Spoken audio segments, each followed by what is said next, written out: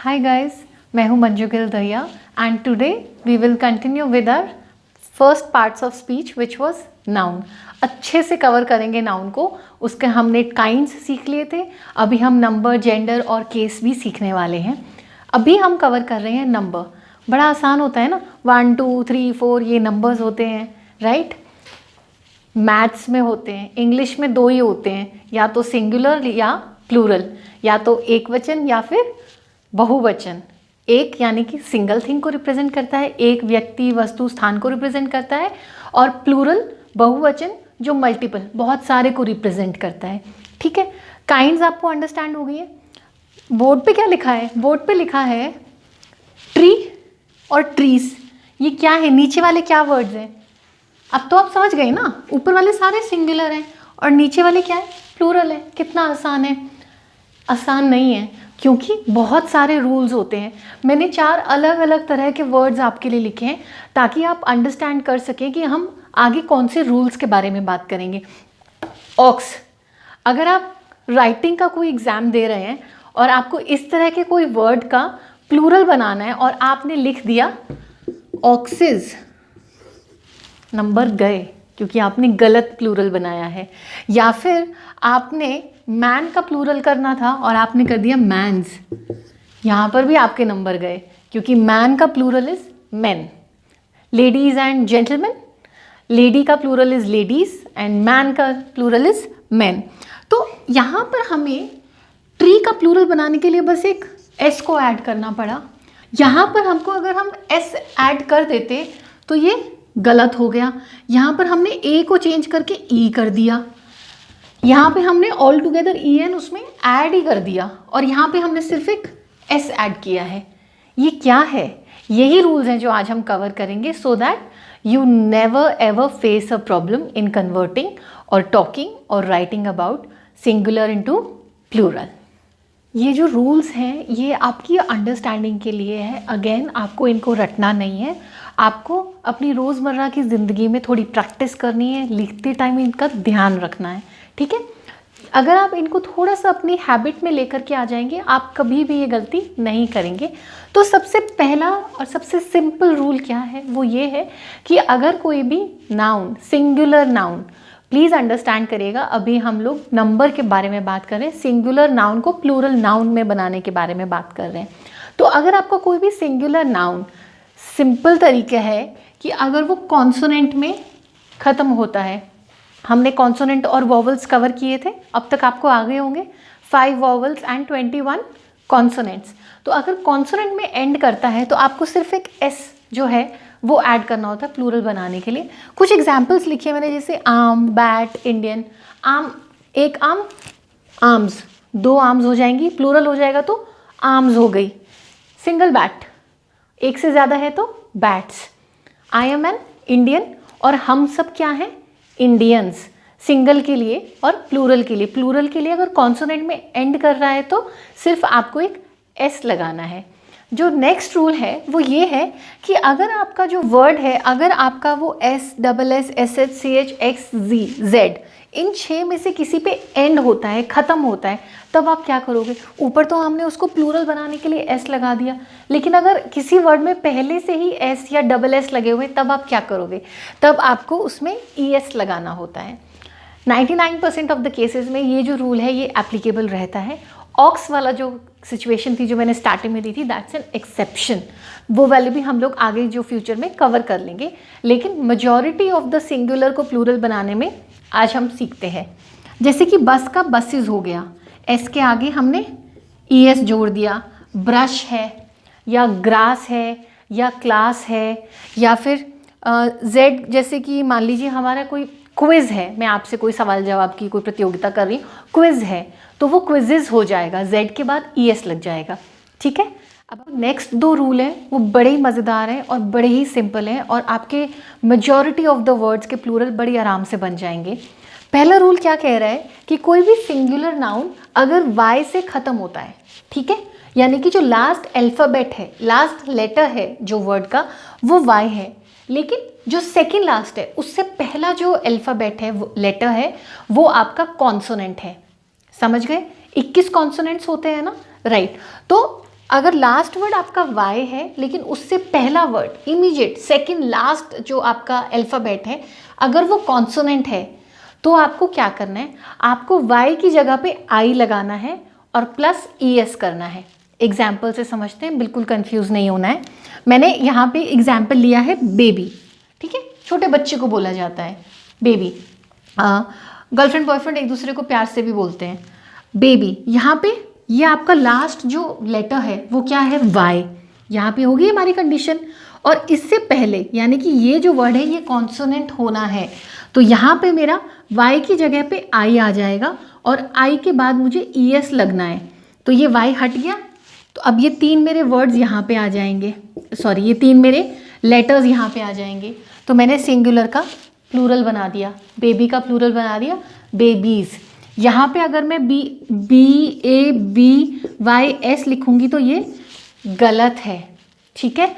दूसरा example story है। अब आप बताइए वाई की जगह क्या हो जाएगा, आई और आगे ES आ जाएगा, और ये वाले जो लेटर्स हैं ये U के U लिखे जाएंगे, तो स्टोरी का प्लूरल हो गया स्टोरीज़।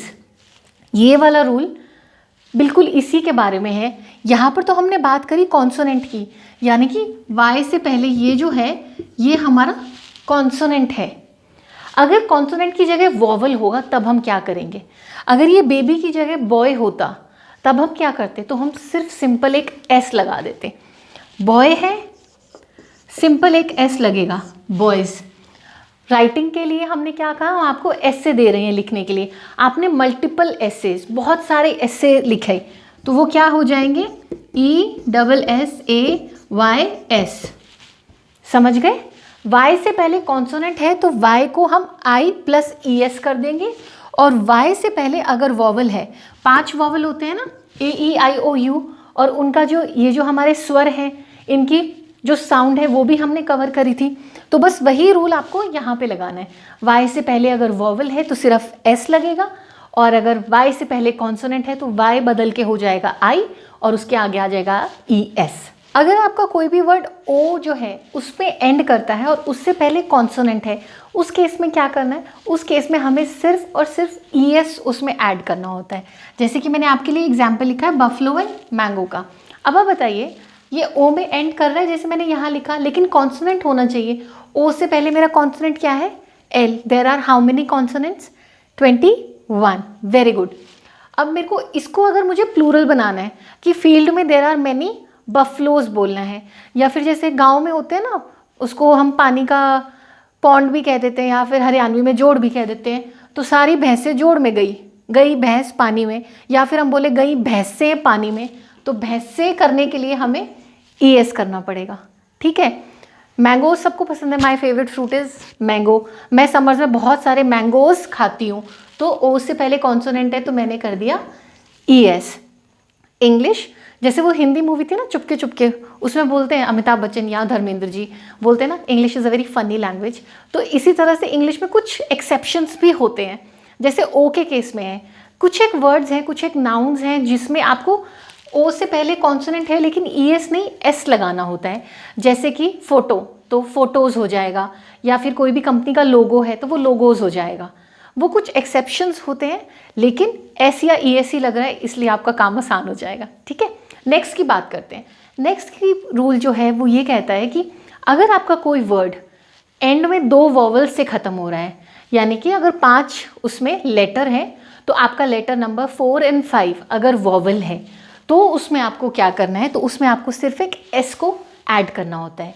कैसे भला, जैसे कि मान लीजिए हमारे शहर में एक ज़ू है और आपके शहर में कई ज़ू हैं, तो आप बोलेंगे देयर आर मैनी ज़ूज़, यहाँ पे सिर्फ एक S लगा दोगे आप। B मधुमक्खी, और मधुमक्खियाँ करनी है तो हम बीज कर देंगे। या फिर बांस का पेड़ होता है ना, जैसे हम इंग्लिश में बैम्बू कहते हैं, जो पांडा का फेवरेट फूड होता है, कुंफू पांडा टाइप्स, यहाँ पे मुझे S लगाना है, right. I hope this is helping you out. Now जो भी आपके सिंगुलर नाउन है, अगर वो F या FE में ख़त्म होता है, यानी कि F या FE, फे या फ की साउंड पे अगर ख़त्म होता है, तो उसमें हम उसको सिंगुलर से प्लूरल बनाने के लिए क्या करते हैं, हम F को हटाकर V प्लस ES कर देते हैं, ठीक है ना। हम F को हटाकर V प्लस ES करेंगे। 2 बार इसीलिए बोल रही हूँ ताकि आपके दिमाग में बैठ जाए। काफ, हरियाणा में जैसे कटड़ा काटड़ी, बाछड़ा बाछड़ी होता है, यूपी में पाड़ा पाड़ी होता है, जो गाय भैंस के छोटे बच्चे होते हैं उनको हम काफ कहते हैं। अब अगर मुझे इसका क्या बनाना है, प्लूरल, तो मैं F को हटा के VES कर दूंगी, यानी कि CALVES, ठीक है। अब अगर मुझे लाइफ का प्लूरल बनाना है, यानी कि जिंदगी, जिंदगियाँ, ठीक है। अगर मुझे इसका बनाना है तो मुझे क्या करना होगा, जैसे मैंने F की जगह पे V किया था, ऐसे ही मैं FE की जगह पे V कर दूंगी और प्लस कर दूंगी ES, यानी कि LIVES। इसी तरह से अगर वाइफ है, पत्नी है, और पता नहीं आज की डेट में कौन ऐसा होगा जिसकी पत्नियाँ होंगी, तो वाइफ भी क्या हो जाएगा, WIVES। थीफ, एक चोर, प्लूरल बनाना है तो F को हटाएंगे, V लगाएंगे और ES कर देंगे, ठीक है। नेक्स्ट रूल क्या कहता है, बहुत सारे ऐसे नाउन होते हैं जिसमें जो वॉवल साउंड होती है या जो वॉवल होता है वर्ड के बीच में, उसको चेंज कर दिया जाता है। जैसे कि मैन का मैन हो जाता है, MAN का A हटा के E लगा दिया तो मैन का मैन बन गया। जनरली लोग बहुत गलत इस्तेमाल कर लेते हैं और बोलते हैं कि मेरा टीथ टूट गया। टीथ जो है वो प्लूरल होता है, सिंगुलर क्या होता है, टूथ, TOOTH, और डबल ओ को डबल ई में चेंज कर दिया तो बन गया टीथ, ठीक है। अब इसी को लेते हुए जो नेक्स्ट रूल है वो ये कहता है, अगर मेरा कोई भी वर्ड मैन वर्ड पे ख़त्म हो रहा है और उसका प्लूरल बनाना है मुझे, तो मैं मैन का मैन कर दूंगी। जैसे कि बड़ा सिंपल सा एग्जाम्पल है, मैन का अपोजिट क्या होता है, वुमन, और अगर मुझे वुमेन का प्लूरल बनाना है तो मैं WOMEN कर दूंगी। ऐसे ही अगर फिशर मैन है तो फिशर मैन हो जाएगा, चेयर मैन है तो चेयर मैन हो जाएगा, ठीक है। कुछ और थोड़ी छोटी छोटी बातें जो आपकी बहुत हेल्प करेंगी, जैसे कि अगर हमें कभी लेटर्स या फिगर्स को प्लूरल में करना होता है तो हमें सिर्फ एक सिंपल S उसके आगे ऐड करना होता है। जैसे कि मान लीजिए मैनेजमेंट में हम पढ़ते हैं 4 P's ऑफ प्रोडक्शन, तो अगर आपको 4 P's लिखना है तो आप लिखेंगे 4 P's, ठीक है। और अगर आपको मान लीजिए कि आपने 4 को भी प्लूरल करना है, इस केस में नहीं, डिफरेंट केस में 5 को या 6 को प्लूरल करना है, तो आप ऐसे लिखेंगे, ठीक है। नेक्स्ट आता है कुछ एक, ये मैंने आपके लिए वर्ड्स जो मेरे ध्यान में थे लिखे हैं कि ये वो वर्ड्स हैं जिनका इस्तेमाल हमेशा या तो सिंगुलर फॉर्म में ही होता है या प्लूरल फॉर्म में ही होता है। आप सोचेंगे ऐसे कैसे, आप ये वर्ड्स इस्तेमाल करते हैं, ये बस एक नियम है थोड़ा सा आपको करेक्ट यूसेज बताने के लिए। जैसे कि सिंगुलर फॉर्म में फ्रूट, फर्नीचर और साथ में जैसे हेयर, अब मान लो मैंने आपसे पूछा how is my hair looking, right, मेरे बाल कैसे लग रहे हैं, मैं ये नहीं पूछूंगी how is my hairs looking, ठीक है। तो हेयर हो गया, या फिर information, I need all the information that you have, मुझे वो सारी जानकारी चाहिए जो आपके पास है। अब इन्फॉर्मेशंस कभी भी इस्तेमाल नहीं होगा, हमेशा इन्फॉर्मेशन इस्तेमाल होगा। मैथमेटिक्स, फिज़िक्स, पॉलिटिक्स, ये इस तरह के हमारे कुछ सब्जेक्ट्स हैं जो हमेशा इसी फॉर्म में इस्तेमाल होते हैं। मैथमेटिक की बुक नहीं होती है, मैथमेटिक्स की ही बुक होती है, फिज़िक्स का ही आपका लेसन होता है, ठीक है। फिर है मशीनरी, सीनरी। अब कुछ वर्ड्स जो हमेशा सिर्फ प्लूरल फॉर्म में इस्तेमाल होते हैं, जिनका सिंगुलर फॉर्म में इस्तेमाल नहीं होता है, जैसे कि कैटल, पशु, या फिर पीपल। और एक और वर्ड जो बड़ा मज़ेदार है जिसका मैं बहुत इस्तेमाल करती हूँ, दैट इज़ टोंग्स, जो चिमटा होता है ना जिससे रोटी सेकी जाती है, या फिर साधु महाराज जो ऐसे बजाते होते थे, टोंग्स, कभी भी टोंग नहीं बोला जाएगा। आई होप आपको ये रूल्स जो है वो बहुत हेल्पफुल लगे हैं and you are going to make full use of it. अपनी प्रोनाउंसिएशन में, राइटिंग में, स्पीकिंग में, हर जगह इसका इस्तेमाल करिएगा। कोई भी डाउट होती है प्लीज़ मुझे ईमेल करिए learningenglishDecoded@gmail.com पे। आप क्वेरीज जो हैं वो कमेंट्स में भी लिख सकते हैं, मैं हर कमेंट का रिप्लाई करती हूँ। आई विल मेक श्योर कि आपकी सारी क्वेरीज रिजॉल्व हो जाएं। Stay connected with me. Thank you.